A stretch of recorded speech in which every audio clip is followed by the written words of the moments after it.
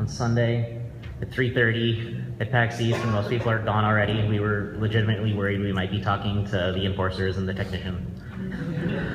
So thank you for coming.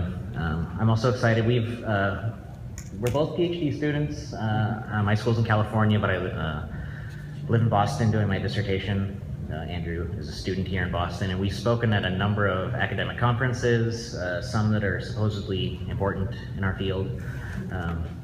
And you get 25, 50 people to show up, it's a smashing turnout, and then they don't do anything with it. Academic conferences are rather selfish. People want to publish their own stuff. They go to another presentation, but they don't really listen to it. So hopefully, I'm excited that this is a more relevant audience than any academic talks that at least that I've given. I don't know how you feel, but. Yeah, I think it's great there's this kind of turnout on a Sunday afternoon. As before entering into the miasma of doctoral work, I actually had the time to be a gamer, and so I know what Sunday afternoon at con feels like, and that y'all are awake is really awesome, and that you came to this, which could be a kind of dry topic for some people, is really awesome. So, which serves as a reminder that this is the last day of PAX, and it is 3:30, and we are two people you've never heard of who don't write for video game websites and don't play games on Twitch or YouTube. So if you sleepwalked in here by mistake, you can go back to the show floor now. No, but seriously, excited that you're here. So up front, we realize we're two cisgendered white guys. We're not going to be speaking for minority groups. We're presenting info, but we don't want to and don't pretend to be speaking for their perspectives, but I think we have important data about why other perspectives matter. And those are different things, and I hope we can not violate that. And mild trigger warning, bad stuff happens online, and we're gonna talk about some of that. Sometimes people end up killing themselves, and that's something that actually happens, so it should be mentioned. We're not gonna delve into it for minutes and minutes and minutes and minutes and minutes, but the stuff will be mentioned. So mild trigger warning. I don't think it'll be too awful, but you should know that. Also, who's from Massachusetts? Who's from Massachusetts?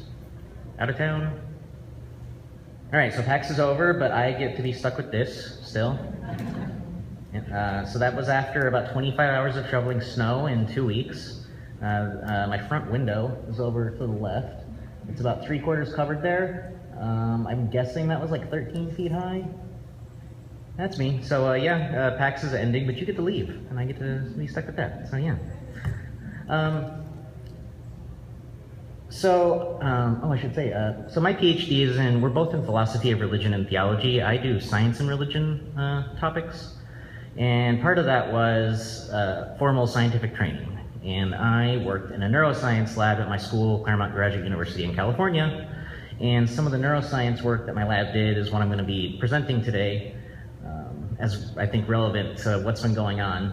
So I just want to make sure everybody has a basic sense of what's going on in the body and what I'm going to be talking about. So, neurons. All you basically need to know is that your brain is wired, so to speak. So when a neuron fires, these little things in the top open up, they release these chemicals. The chemicals have a structure. It binds on another neuron. So those receptors on the bottom, think of it like a lock and key. If they fit, the signal keeps going. If they're not a fit, if the channel, if it's releasing something and part of the brain is not for, the receptors won't take it, stop firing. That emotion, the pain, it's you got pain, take a drug. The drug inhibits the receptor, that stops. So all these emotions, behavior we're going to be talking about, it's the chemical, and the one I'm about to mention, oxytocin, is released in those receptors, and then it fires, and you get all the pictures of the brain online are blue and red. When your neurons are firing, they're not blue and red, but they're pretty pictures, and that's all that exists, so I don't know why. Oxytocin. Has anybody heard of oxytocin? Shout out, first thing, one-word answers. What comes? Well, I gave you some. What comes to mind when you say when I say oxytocin? Babies. Emotion. Okay, babies. I'm glad somebody said babies. That's when it first became popular. Breastfeeding mothers and babies get massive spikes in oxytocin. So early researchers thought it was like innate mother's nurture and parents in the animal kingdom care for their offspring, but it does much, much, much more than that now, as we're coming to find out. So it's been called the trust hormone, the moral molecule, the cuddle chemical. The guy that runs the lab in California is known as Dr. Love, and he definitely embraces that. He gets lots of interviews because media loves to talk to a guy called Dr. Love. So it's located, it's the chemical structure, you don't need to know it. It's it is secreted by the amygdala. And all you need to take away from this picture is the amygdala is in a weird part of the brain. So you probably roughly know that a lot of what makes us human is up here, our ability to be more rational, thought out. Some like more base animalistic behavior and just raw emotions back here. It's not correct. The brain is not actually divided up. Everything's involved. It's not strict areas, but there's a kernel of truth in that. And it's secreted in an area between those two. So it's kind of on the line between acting on raw emotion or like understanding someone and noticing a social cue and acting on that instead of just anger or passion. So that's what oxytocin is. Those things released in the first picture, they go into a receptor. First we thought it was just about mothers caring for their babies, but now we know it's involved in a whole lot more. It's involved in human trust, human cooperation, empathy, just being genuinely not a jerk to other people. So I'm going to describe to you how we know that. So what we basically do is trust games in the laboratory. So two people are given $10. They have no idea who each other is. That wall is representing that they're not looking at each other, they're not seeing each other, they're in different areas. They both get $10. One player can give to the other as much as they wish, and whatever gives is tripled in value. Then we want to know if that player reciprocates. Now, we called it, this is our sense of getting at trust and trustworthiness. So the first person is signaling to the other person that they find them trustworthy if they give a lot of money, because they could leave with nothing. The second person can keep everything. But they're saying, I'm going to give you a lot of cash, or maybe all $10, and you're going to get, that's going to be tripled. Now you have a lot of money, so I gave you more money. You're going to reciprocate and act in a trustworthy way to me because I put trust in you. 90% of the time, people send back money. Now, the more money the person gives, the higher the recipient's oxytocin levels go, and the more money they give back. And we've also done experiments where after having a massage, some actual, no, very serious, like you've been going around PAX, you meet friends, you meet the internet personality you like, shaking lots of hands, getting the PAX flag. You get spikes in oxytocin just from shaking hands, just being nice to people. So we've done experiments giving massages. People just give massive amounts of money back where they actually leave with less, but in exit interviews in the lab, they're like, I don't care, the guy gave me lots of money and I thought that was nice of him, so I gave some back. So some numbers to make the point more than pictures. So we found pictures also don't tell us. We compare this with a random draw. So people are always involved, but when a computer decides how much the first person gives to the second person, they don't get a spike in oxytocin, and they don't give as much money back. But the people are still losing and gaining money. But only when the first person actually chooses how much money they're going to send over, does that second person get a spike in oxytocin, and in turn send back more money. That person gets a spike in oxytocin because the trust kind of cycle was completed. So in this, we get very much a signal of intent matters. It's not just random draw of money. It's that I am giving an intentional signal to you that you're trustworthy because of giving you this money, and you're reciprocating it to me. So numbers were, oxytocin was 41% higher in individuals who got, sorry, in the person-to-person, I'm giving you money, 41% higher. When it was the random draw, just computer decides, 41% lower, so that was the difference. And on average, so like $6 was sent over. When the Oxytocin was involved, $8 was returned. When it was random, it was like $6 average given over, and only like $3.25 was given back. So those are real behavior numbers and difference. So we also wanted to make sure that this was not, we wanted to make sure it was real cause and effect. So this was drawing blood from participants before and after the experiment, but what we can actually do now is infuse them with oxytocin. Has anybody seen ads for oxytocin sprays, like spray this around and like people will fall in love with you? It's garbage, don't buy that. But what you can do, and you cannot buy this anywhere, it's only for labs and medical, you have to have a degree, license. You can spray, it would be like tablespoons and tablespoons and tablespoons of oxytocin, but it gets past the blood-brain barrier, which means it actually enters the brain. You can spray a bunch up your nose, and then you are under the influence of oxytocin. But you cannot, the spray in the air stuff, no, it doesn't work. But we found the same thing. So then we knew oxytocin was having an effect, because then we could really compare it with people who were just getting placebos. And then we could induce the higher money amounts and more trustworthy behavior. An interesting thing to note in the context of the bullying that we're going to be talking about is that we did an experiment on dihydrotestosterone. Testosterone inhibits the release of oxytocin, and it responds to signals of distrust. So when we did the same game and people gave a little bit like, all right, we're going to triple the money and you're going to give some back. I'm going to give you $1 or $2 because I don't trust you. You're going to keep it all.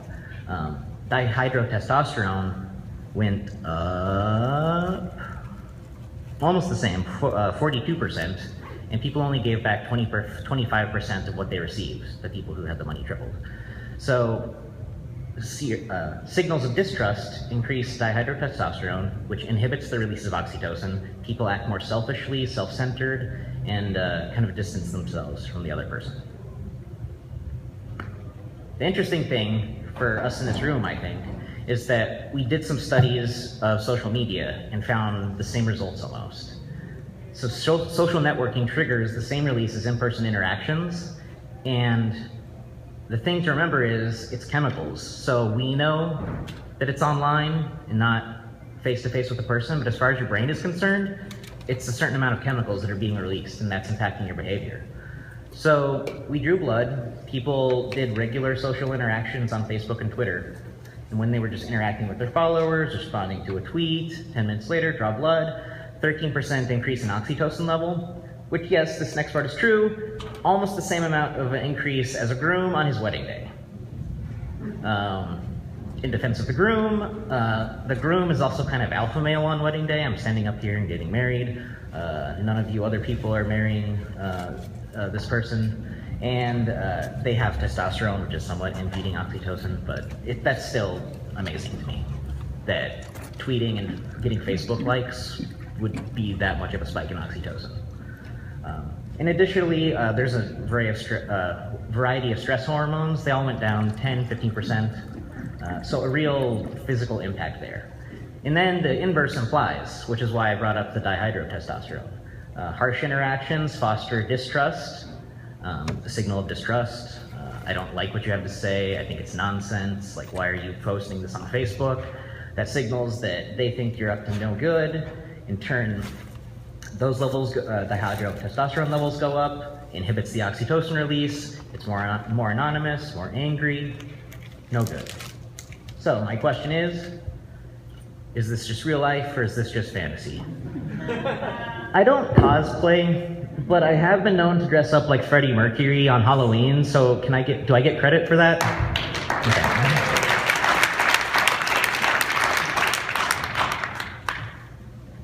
It's real. I mean, for a lot of us here, I think it's common sense. Obviously, what we do on the internet matters. Don't give female game developers death threats. Like, hey, yeah, it makes common sense, but it's real. Like, it's not just the internet. When people say it's just the internet, like, hey, don't do this online. It's easy to say, oh, it's just the internet, but it's not just common sense. Like, it's really backed up by data. Don't let people brush that off so easily. Like, oh, it's just the internet. No, it's real. Now, there is a dark side to oxytocin.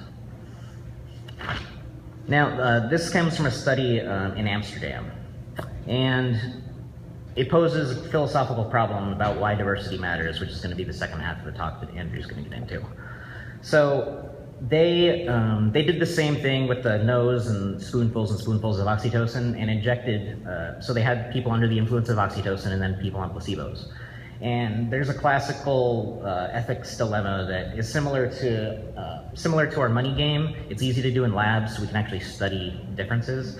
So what they did is they had people on oxytocin and then people on placebos, and they had them play the game where 5 people are going to die unless you kill this one person. You can push them on the tracks. The one person dies, 5 people live. Or you can let the 5 people die and save the one person. In this, they did different tests where the people were all random ethnicities, and then they made it so that the one person was of the same ethnicity as the person taking the test, and all the people on the tracks were of other ethnicities. And on oxytocin, overwhelmingly, they killed 5 people and saved the person who was like them. Now, what does that imply? It implies that underneath the kind of cuddling oxytocin is fostering kind of in-group, out-group mentalities. So I get spikes in oxytocin, but if it's in a big enough group, you're bonding with each other and kind of bonding with what's like you, and then maybe becoming more distrusting of those outside the group, which is a problem, obviously. And a few stats about how this applies to what we're here to talk about today with video games. Pew Research Forum and the Kaiser Foundation did a Pew Research surveys recently and found 73% of gamers had witnessed threats or harassment online. 40% of gamers had experienced threats or harassment online. A smaller percentage, and I couldn't find a number, but they said a smaller percentage experienced serious physical threats, to which I say, just because they're online doesn't mean they're not physical threats, because as I'm trying to show, I mean, something real is still happening on your body. Even if the person wasn't saying, I know where you live and I'm going to come get you, like, the threats online were still very real and physical to the person receiving them, so I don't like their distinction on that. Anyway. And they also found that of all online game spaces, video games were the most welcoming to men in the survey. So 44% said video games are most welcoming to men. The next closest was online dating, kind of weird and creepy maybe, at 14%. And then only 3% said gaming was welcoming to women. Meanwhile, all the others were either like online dating, I forget what the other categories were. They were either kind of welcoming to all or really high on welcoming to women. And the difference between that 44% and the 3% is drastic. So then the Kaiser Foundation, these are like 3-4 months old. About 59% of the US population plays video games. That's all varieties, handhelds, casual, Facebook. Nearly half of the gamers are female. African Americans age 8 to 18 play games more than their white counterparts, and yet 85% of games are still made by white men. Neither study even mentioned transgender gamers, which PAX does a much better job of, at least, real acknowledging that transgender people exist and play video games that matter. Yeah. So this happens. So I'm trying to paint the picture, at least the way I see this this oxytocin picture playing out in the video game industry. So we all know Brianna Wu, Anita Sarkeesian, Zoe Quinn, tons of death threats, had to flee their homes, report the FBI. Chris Kluwe, did people know the Chris Kluwe thing? He's a former NFL punter, loves video games. I think he's big into MOBAs, he plays a lot of competitive games, huge gamer. And he's become kind of a public figure because of that. He played in the NFL, people in this country love the NFL, and he played video games too. And he hates Gamergate. So he wrote this article, it was like shared everywhere on the internet. I mean, so look at the title. I mean, why Gamergate? ago, yeah. He ripped them in every single way possible. It's filled with swear words, just like called them every name in the book and said, I hate you, go away, you're the worst thing in the world, you're all misogynist, you have no point, you just hate women, why are you going after them? And then he ended with, I'm on Twitter, I'm on Facebook, I'm a big public figure, I played in the NFL, come after me, I'm not the hardest target in the world, dox me, do whatever you want to me. Nobody ever did a thing to him. And he like antagonized them to say, please do this to me if you like really care this much, because I hate you too. Meanwhile, female game developers just want to make their games, and then they just get targeted anyway. So I think, you know, that's an accurate picture of what can be going on. But there's hope. So the guy who led this study in Amsterdam that's now drawing this gloomy picture for us after we were talking about love and cuddling and all that good stuff about oxytocin, this was his conclusion. Ethnocentrism is a very basic part of humans, and it's not something we can change by education. And he is wrong, 100% wrong. We can weigh attitudes we can weigh the attitudes that come to us naturally and unconsciously against information that's consciously available to us. So if I can paint this picture and we can become aware of what's going on in the games industry, we can then step back from it and look at it and say, oh, like, yeah, this is, like, we have a scientific story that this happens naturally, but this isn't eye color or height. Like, we can actually do something about this. Like, we can learn to change our behavior. We can change our responses when we realize there's actually no reason to criticize another group. I just maybe insulated myself and stayed away from them, and I was just reacting harshly to anything that wasn't like me. You can become aware of that and learn changed behavior.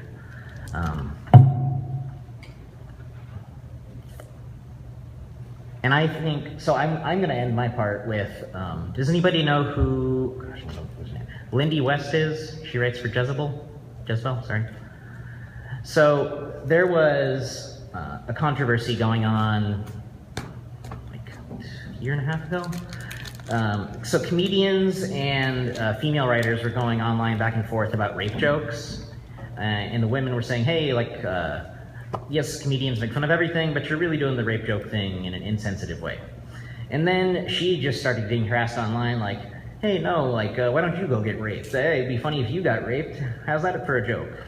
And then she wrote this article about, she vented and said, I'm not gonna take this is what I think of you people.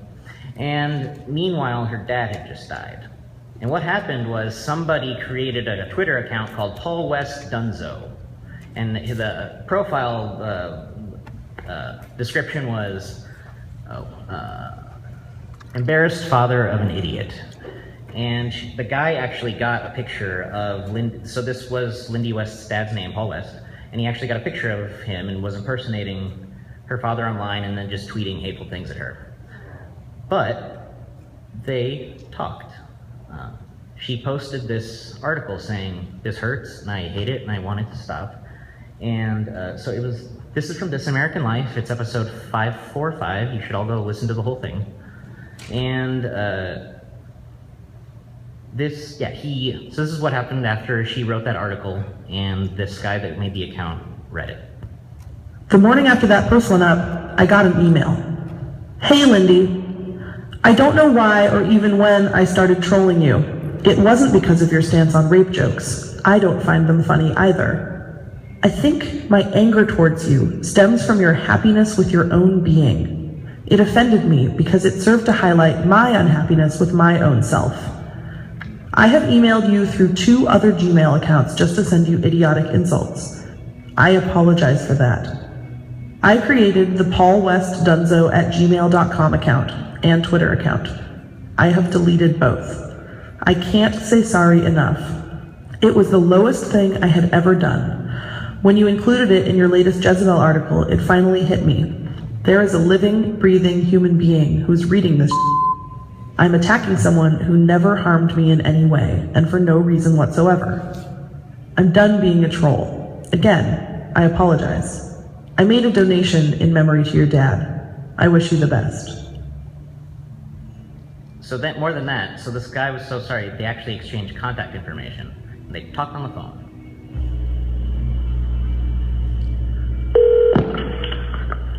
Hello? Oh, hello? Hello? Hi. That's Lindy West. How are you? I gotta tell you, I'm really nervous at the moment. I'm a little nervous also. At least I'm not alone. No, not at all. I asked him why he chose me. He'd said in his email that it wasn't because of the rape joke thing. So what exactly did I do? Well, it revolved around one issue that you write about a lot, which was your being heavy. The struggles you had regarding being a woman of science, or whatever the term may be. You can say fat. That's what I say. Okay, fat. I write a lot about body image, about the stigma and discrimination that fat people face, about being a fat woman. He told me that at the time, he was about 75 pounds heavier than he wanted to be. He hated his body. He was miserable. And reading about fat people, particularly fat women, accepting and loving themselves as they were, infuriated him for reasons he couldn't articulate at the time. When you talked about being proud of who you are, where you are, and where you're going, that kind of stoked that anger that I had. Okay, so you found my writing. You found my writing, and you did not like it.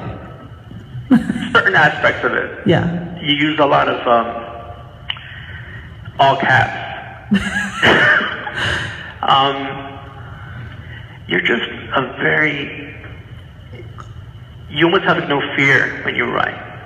Yeah. You know, it's like you stand on the desk and you say, I'm Lee West and this is what I believe, and, you know, you if you don't agree with me.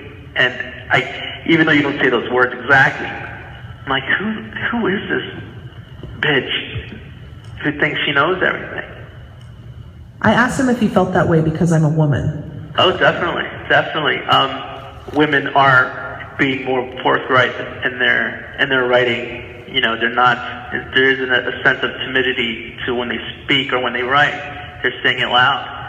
And I think for me as well, it's threatening at first. Right. You must know that that's why I do that. Because people don't expect to hear from women like that. And I want other women to see me do that, and I want women's voices to get louder. I understand. Here's the thing, I work with women all day, and I don't have an issue with anyone. I could have told you back then, if someone had said to me, oh, you're a misogynist, you hate women. And I could say, no, I love my mom, I love my sisters, you know, I've loved the girlfriends that I've had in my life. But you can't claim to be okay with women and then go online and insult them. You know, seek them out to harm them emotionally. Did you catch what he said at the end there? Like this was a person who was in one of those segregated circles, attacking somebody in another one that he perceived as being in another isolated circle. And he was perfectly happy with that. The other person said, I'm not okay with this. And it struck, like it's hit home to him. And he said, oh, like you can't claim to be okay with women and then go online and attack women. And this is how the phone call, I find this is as astounding as that Twitter is as high spike in oxytocin as the groom. Like this next part it's the last audio clip, astounding. It's also not good. I mean, I felt horrible almost immediately afterwards. You tweeted something along the lines of, good job today, society, or something along those lines. Yeah. It just wouldn't, for the first time, it wouldn't leave my mind. Usually, I would put out all this internet hate, and oftentimes I would just forget about it. This one would not leave me. It would not leave me. I started thinking about you, because I know you had read it, and I'm thinking, how would she feel? I truly am sorry about that. Yeah, I mean, have you lost anyone? Can you imagine? Can you imagine? I can.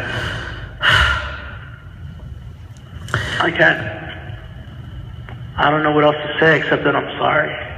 Well, you know, I get abuse all day, every day. It's part of my job, and this was the meanest thing anyone's ever done to me. I mean, absolutely. I mean, it was really fresh. You know, he had just died. But you're the only troll who's ever apologized. Not just to me. I've never heard of this happening before. I mean, I don't know anyone who's ever gotten an apology. And I mean, you know, thank you. I'm glad that you have some solace. Honestly, I did have some solace. I forgave him. I felt sorry for him. It's so difficult to believe that anyone ever really changes. And he did it. I found immense comfort in that. Toward the end. Isn't that, I find that amazing. I would just like to say, like, she is a very big person, because I don't know, I've lost both my fingers, and I don't know if I can be as forgiving as she was. Because that's just, in my opinion, like, that just goes beyond just basic trolling. Like, that's a whole nother level of meanness that I'm sure that I can quite even be having a conversation with them, much less forgiving. It's very personal. It's not just an issue. It's an attack on her as a Yeah, person. exactly.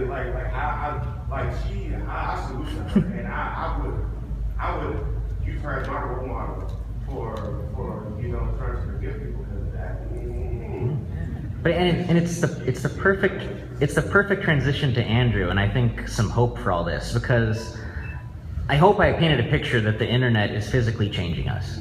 There's good and bad to this, and if we let it happen, it can like roll downhill and be bad things, and these groups can form, and you can, unchecked, they can be bad things.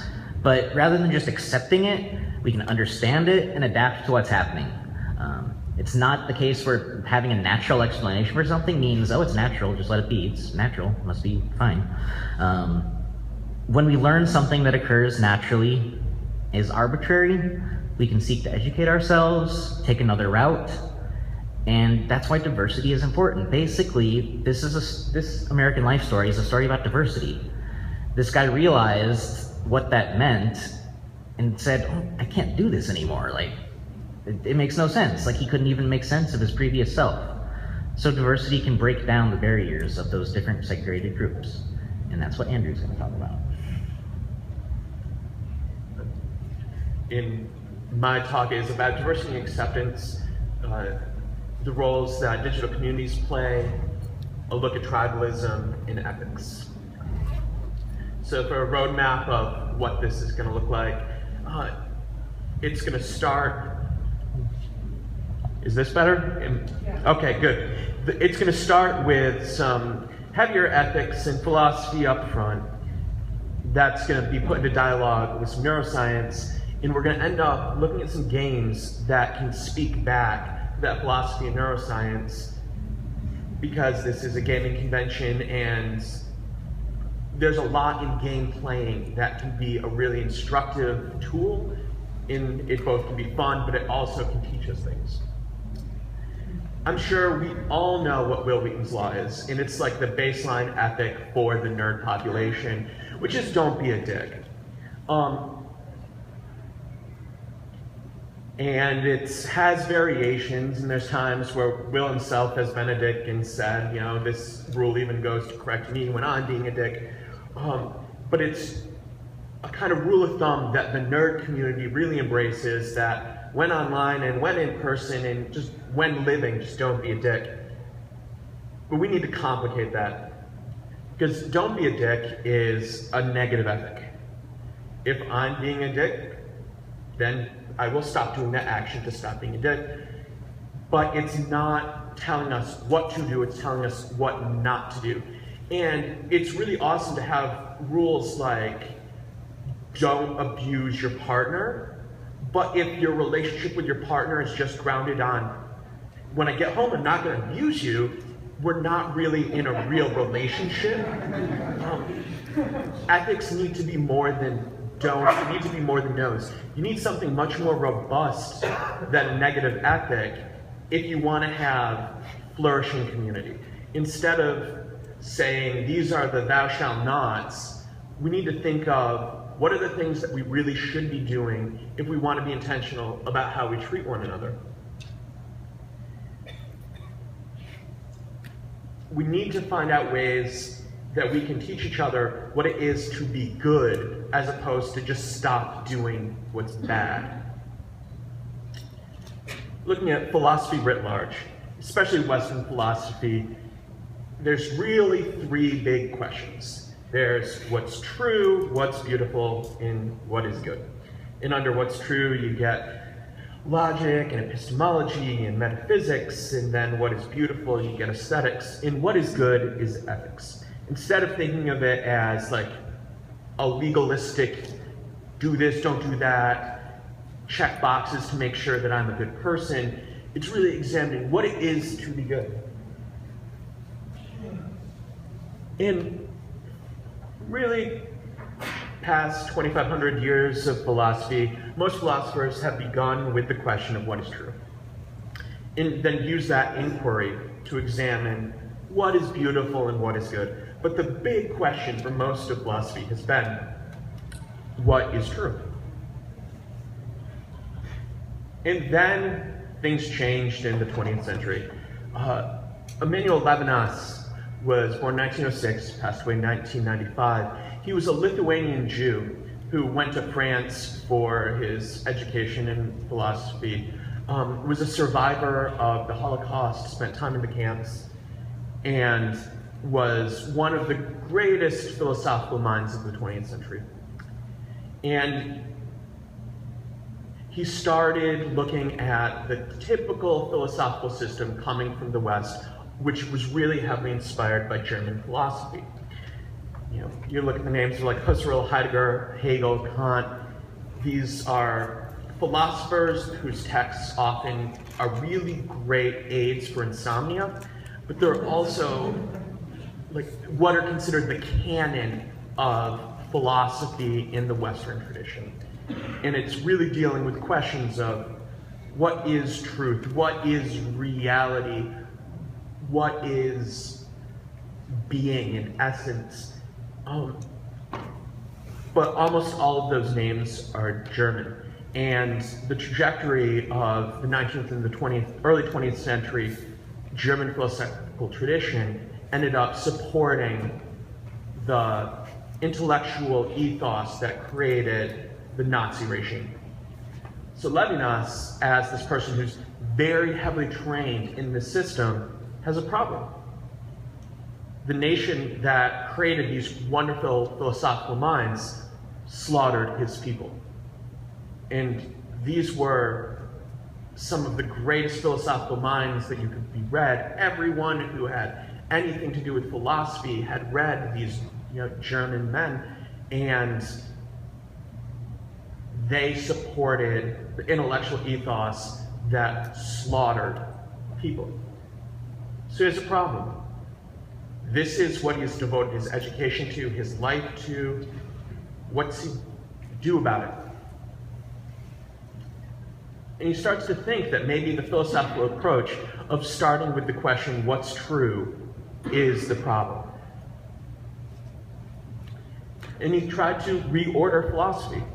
Instead of starting with the question, what is true, as first philosophy, because that helped provide intellectual justification for war, he wanted to respond by saying that the first philosophy should be the ethical question of what is good.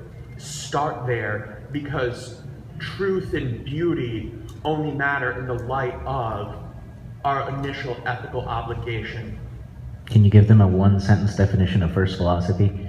The first question you ask. So Levinas, in a nutshell, his ethics revolve around myself and the other. Because no matter what I do, I'm surrounded by the face of others. All of your faces are looking at me and speaking to me in ways that I understand, in ways that I don't understand. But the prime thing that all of your faces are saying to me is, don't kill me. Your faces are projecting an ethical obligation upon me where I'm not to harm you. I see those faces and I respond to this ethic even before I can think otherwise. I'm seeing that my responsibility to you is, in seeing you, I'm not to harm you, I'm not to kill you. I can't reduce you in ways that would be killing you mentally. So I can't think of a population as less than human because their identity is different than my own. And why is this important? Well, we like ourselves. We know ourselves and we have control over ourselves. And when this is projected on a tribal level, I know the people who are like me. If I see folks who have some pretty clear markers of nerdery, I know like I'm with my people, I can think, I might understand how they think, I might understand how they would react, and I might know what's appropriate. But then there's the face of the other. Did the other have to be me after shoveling snow for 5 hours? Yes, because that's not me. And that face is looking back at me, this face that just happened to shovel snow for 5 hours, who's living in real physical and emotional pain and distress. And I am of a different tribe, but I still have this call of this face upon me saying, don't kill me, don't reduce me. And there's many ways that we blind ourselves to the faces of those from other tribes. I'm pretty sure that if you took the tea to get here today, you walked by homeless people. And I'm pretty sure if you walked by them, you probably don't even remember it. We have culturally conditioned ourselves to make ourselves blind to those whose tribes we truly have dehumanized. And part of it, it's a problem of identity and difference. What is mine or what is like me, what is similar, what is part of my tribe is really good. And I'm actually threatened by what's not like me because I don't know it and I don't understand it. And while all of your faces are telling me, don't kill me, my face is telling you, don't kill me as well. But I have a sense of trust in my tribe that they're not going to be killing me. But I don't have that same level of trust for those outside of my tribe to respond to the call of my face saying, don't kill me. It's a problem because we do live in a perilous world.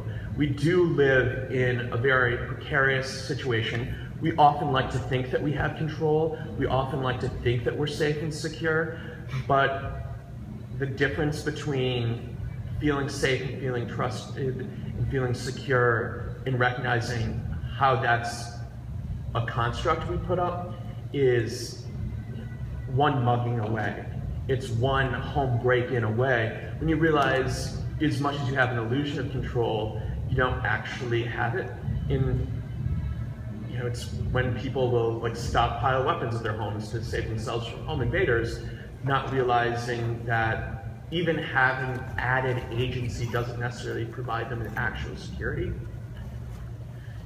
Part of it's we have a strong discomfort with alterity, and that's the philosophical term for the state of being other or different. A home invader would be really other than us, someone really different than us, someone we don't understand because we're not going into people's homes and invading and stealing, so we're confronted with this very violent reality of true difference. And our faces then are saying, don't kill me, because our primal, before we can even speak, before we can even think, our very primal essence is life. It's being in relationship, it's living, it's flourishing, and before I can think about what is true, and before I can think about what is beautiful, there is a me that is living, and there are you who are living, and that's the most important thing. And science can help explain some of this. Science, especially neuroscience, can help make what Levinas is trying to do with his ethical philosophy make sense for us. In our brains, there's mirror neurons. Our brains are actually wired for empathy. I don't know how many of you have the misfortune of having to have watched America's Funniest Home Videos, but when there would be video after video of like the little kid taking like the plastic baseball bat to the gentleman's crotch, and like we would feel that pain, like we would wince. Or when you see Johnny Knoxville here being bitten by a baby alligator, like you're feeling pain. Your brain actually has neurons that fire, that when other people experience pain or suffering, your brain, the very same parts of the brain that relate to pain and suffering are fired just from seeing that in someone else. I can vouch for that.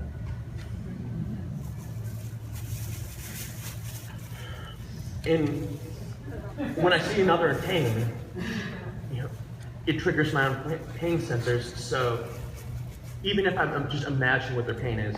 So those people who are in line to go see 50 Shades of Grey, I'm in pain just seeing them in line because I'm imagining the horror that they're about to enter. And it's important to think that it's not just about pain, but it's also the sense of pleasure in another. So when you see someone happy, when you see someone in like a good situation, the happiness and the pleasure areas of your brain are also firing. So here, Ron Swanson getting to have his turf and turf dinner is making him super happy because for him, there's nothing better in life than steak. I am happy. The parts of my brain that respond to happiness are triggered, and I might not want or enjoy a turf and turf dinner, but seeing him with his turf and turf is something that induces happiness in me. And this is an evolutionary process that teaches us empathy. I feel the pain of another. I feel the joy of another. I can empathize with their experience. And it's not just being a good person. It's not just having good character formation. This is hardwired in our brains of what it means to be a human. But it's also learned. I know that when I was young in experiencing bullying myself, it was really painful, it was really cruel, but as I got older, there was less and less bullying, not just in my own life, but seeing as we aged, there was just less bullying present, or at least it's better obfuscated. But kids are playing empathy games when they are bullying. When they pick on other kids, they're playing to see, my action causes a response, what does that look like? And when they see that their action went too far and they caused way more hurt than they were expecting, the bully experiences pain. And that's when shame develops. So as they age, they've had those experiences of pain and shame for their harmful actions. So it's a corrective to let them actually develop empathy. And it really requires this mirror neuron feedback loop, which is why kids in a playground over time will become better with one another. We have a problem with the internet. Even in the midst of a raid, if I have a headset on, I'm not going to be able to see the faces of my guildies or my teammates. If I'm on a message board, or if I'm in a comment thread and I'm trolling, I'm never going to see the face of the person that I'm hurting. The mirror neuron feedback loop doesn't work. And this is a problem with cyberbullying in the ways we act psychotically online. And it actually is psychopathic. It's a personality disorder that's defined by really enduring antisocial behavior, diminished empathy, and disinhibited behavior. Creating a Twitter account of someone you dislike online's dead father to using that father's voice, tell an author that she is stupid and he regrets that she was born. That's a really disinhibited behavior. You could not be that cruel to someone in the real world. even if I don't know you, even if I don't have a relationship with you, I can't actually perform cruelty in the way that you can online, because I've been trained to have shame. I've been trained to empathize with a person who's really in front of me. But online, that's just not there. And so we get trolling, we get flame wars, we get doxing, because we don't have a sense of the actual harm that we're causing folks online. We don't have that inbuilt evolutionary mirror neuron feedback process to regulate our behaviors. We have such a profound capacity for cruelty when that mirror neuron feedback loop is taken away. So since we don't have what evolution gave us, we still have our cognitive function, our ability to use our brains to think otherwise. And so while we had our empathy cultivated in the schoolyard with our actions of feeling bullied and bullying, we need to think creatively of how we can intentionally cultivate empathy in the absence of seeing one another's faces. And we really need to do this through acceptance instead of tolerance.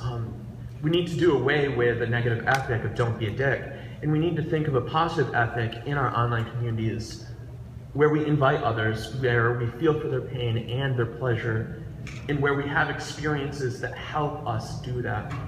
So that way we can genuinely create acceptance. Because it's pretty easy in person for me to see someone who's different than me, but recognize a common humanity. Online, when it's someone who I'm so fundamentally opposed to what they're saying, it's really hard for me to have that same empathic connection unless there's something that I do to foster it. And the internet is a place where acceptance happens. This is a picture of Leila Alcorn. She committed suicide on December 28th, and on her Tumblr, she'd set for this post to post after she passed away. That was her suicide note.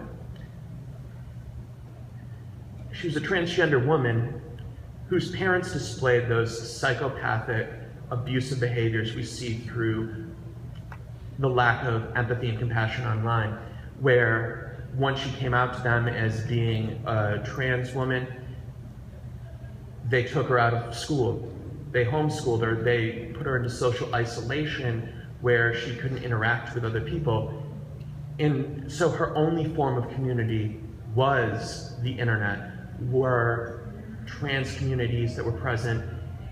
And the internet actually provided this chance for acceptance and for a common bond that didn't exist in her real life. So it's not saying that the internet is bad or wrong or we should be so fearful. There's a possibility for such great acceptance, especially for marginalized communities that might not feel themselves have enough population density in the real world to feel true acceptance and community. There's the potential for online empathy, and it can speak back to people being psychopathic in their normal life, where Leila's parents, Carla and Doug, claimed that they loved her, but their faith commitments precluded them from actually seeing her true face.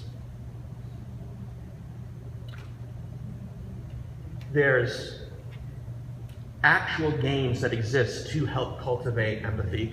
These aren't going to be the AAA games that are blockbusters that everyone's playing, but there's games that are really meaningful that do cultivate the experience of pain of others.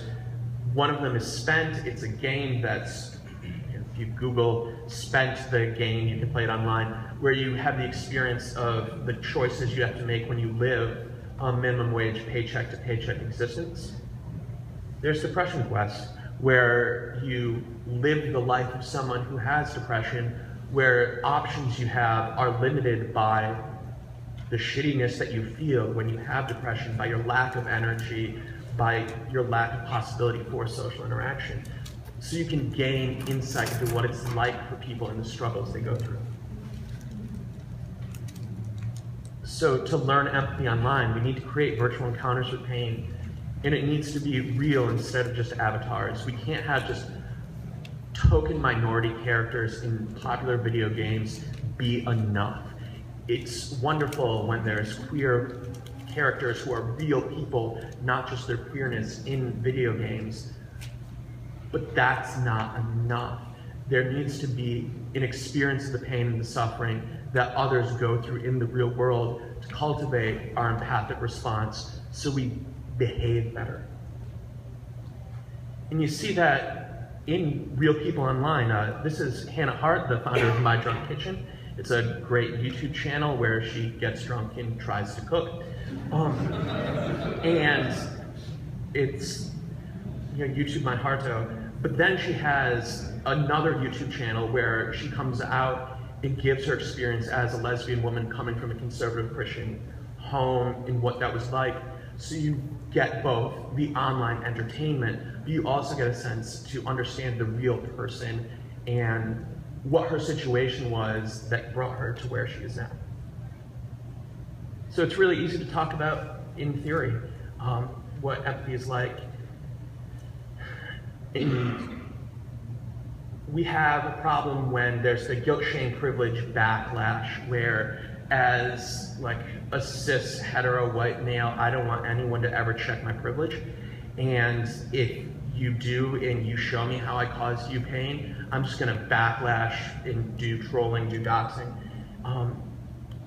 And I really see how bullying techniques are so prevalent in our community these days. Ways where we act out the same trope that was done to us when we were kids. And it's really shameful for me that we haven't moved beyond that and we don't know how to behave better. Why didn't Call of Duty make your list, Andrew? Why didn't Call of Duty make your list? Or Halo. So these are things that these are just suggestions of things that are doing good, people doing good. You should listen to the Isometric podcast. A bunch of women game developers, journalists talking about video games. The Invisibilia podcast, it's NPR, it's really good. Feminist Frequency, most of you probably know about. Anita Sarkeesian does that in the news lately. Take This, I mentioned it earlier. Mental health, you can share your experiences on our website, read other stories, learn you're not alone. I found this on the show floor of PAX. Before it closes today, you should go to the Indie Mini booth and find this thing called Girls Make Games. There's a girl there who's gotta be like 13, 14. I forget who runs it, but there's like this summer camp for all girls, only girls, in like middle school to maybe early high school. I got the sense it was mostly younger, like not college and stuff. And they learn coding, like basic coding, and they have to pitch a game idea, they make it, and then Tim Schafer, among other people, gave money into this, and then the winners of the camp, like with the best ideas, the games are gonna get made. So there's an awesome girl on the show floor showing her game because she was one of the winners, and you can buy their buttons, so like this is something real, like this will do some good if you want more diversity. Buy a button for $1, that money goes to fund scholarships for girls who are not, don't have the money to go to the camp so they can make games. We can all do that, you know, we can all go give them $1. I'm not related, I'm not affiliated with them at all, but I found it, I bought a couple buttons because I thought that's awesome. We also were thinking co-op gaming without fighting.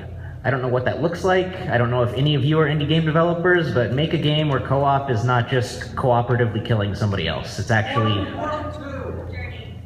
Yeah, okay. But there could be more of that, yeah? Like, Portal 2, Journey, anybody else? All right, here's lots of games. Those were 2. There was a panel about review scores the other day. I think some of this could be lessened if we talked more about experiences, more so than review scores. So lots of the trolling online likes to be like, you're an indie, your game has only got to be like a, what, 5.1 out of 10? There's no way it can be good. Just, what, it's a great experience. Like, a lot of the trolling wars are arguing like, well, indie women developers obviously aren't capable of making a, 8 out of 10. Like, if it was more about the experiences, I think people would be able to get past scores and maybe read about what the game is about. Oh, it's an experience, it's an interesting one. It is or isn't for me, but maybe that would be less flaming ideas. And one person is not one issue. Find common ground, suggest games. That isometric podcast, if you're like being bullied online or like somebody's giving you crap on Twitter, say, listen to that, and you'll be surprised to know that 2 of the women on there love the crap out of Call of Duty. They also love Depression Quest and other games too, and they're women, and they do all those things. And then Andrew, did you have no? Something that, when I was talking with Ben about this, with the co-op game without fighting, we're also thinking, what would it look like to have a non-sandbox game system where the only way that you can progress and succeed is through cooperation with actual diversity, where it can't just be a couple of friends getting together and being able to form a guild or a team to make it happen, where to progress, you have to cooperate with new other folks that might be online. How can we set up fun games that teach the feedback loop of rewarding good behavior instead of our games just, filling up boxes and achieving, the new spangly level with pretty equipment? What would it look like to have gaming that's truly cooperative? And I think we can do it because we heard proof from that This American Life episode. So thank you for coming.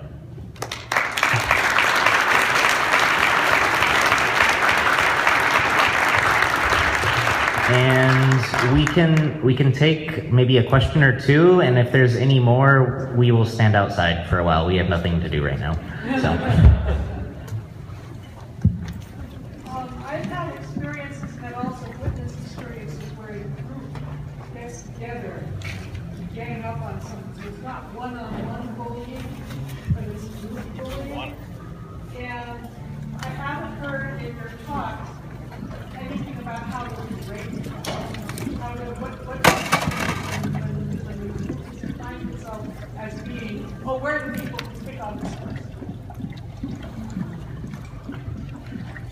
There's a professor at Tufts who last year had several students in one of her classes actually form such a group and was publicly making fun of her for decisions that she made and how she taught the class. And since she's, mature woman of more advanced years, actually felt strong enough to confront the students about the situation in class and get them to actually hear how it made her feel, like how she experienced this. It's really awesome that someone who had the emotional resources to do that could. I think it would be useful to think about how do we cultivate those emotional resources to confront your abusers the way that makes them understand the pain that they cause. If you can trigger their empathic response, where instead of it being, you're this awful person, it's this is the pain I experienced as a result of your actions, behaviors can change.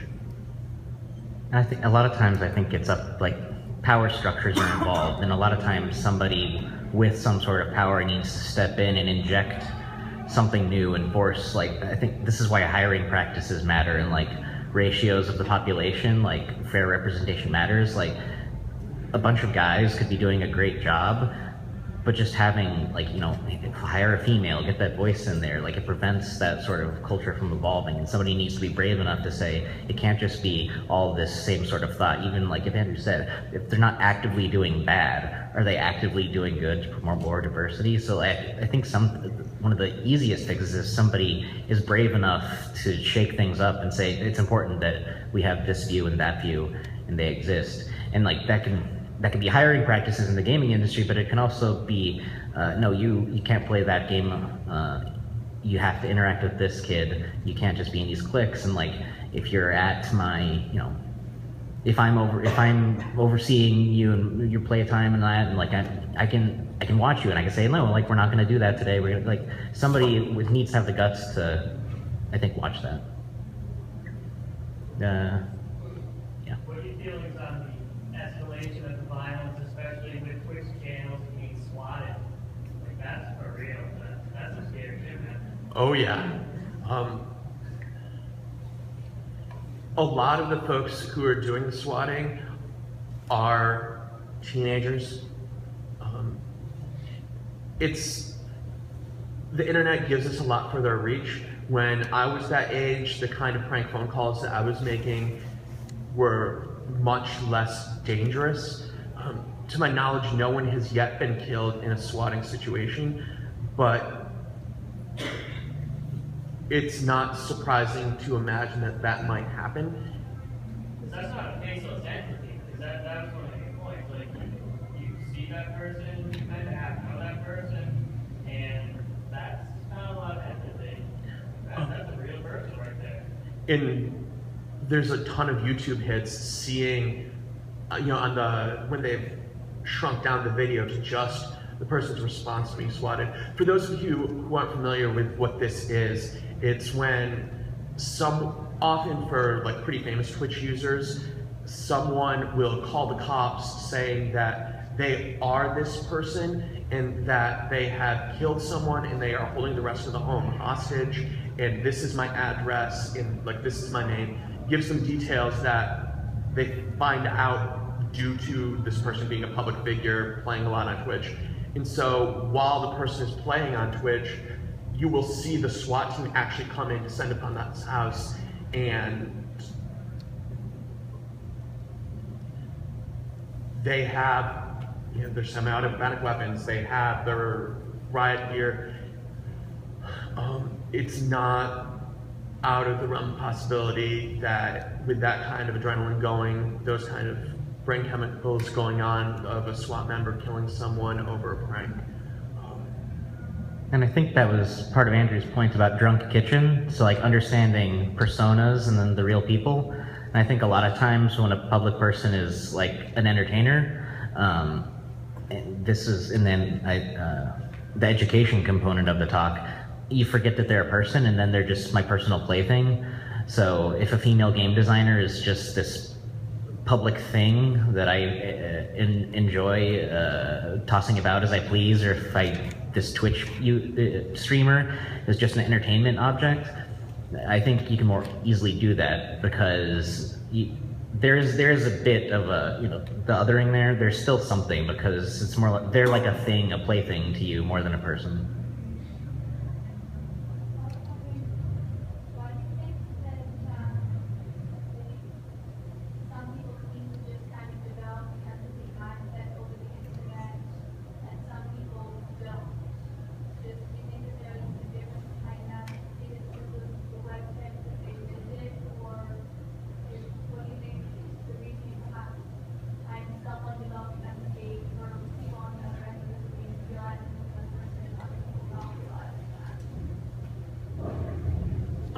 Because part of the empathic response is your neuroanatomy of your mirror neurons, but part of it is how that is cultivated through the course of your life. So empathy is a learned behavior that comes from biological cues, but if it hasn't been cultivated, it's a pretty common trope that bullies are those who are from emotionally unstable situations, who are doing this because they aren't receiving worth from other sources. And so their learned behavior has been something other than empathic. But because behaviors themselves have been learned, there's the possibility always for change and growth. A wild guess I would have, because I don't have numbers on this, and I think it is something that could actually be looked into and you could gather data. But I have a sense that Andrew mentioned it briefly, but real world minority groups, like they maybe don't have people that they identify with around them in their daily lives that much.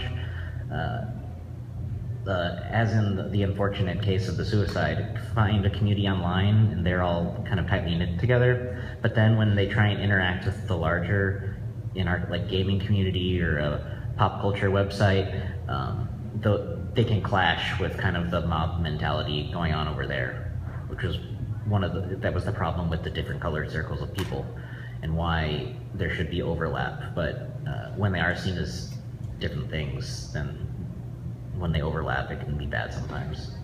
That's a guess.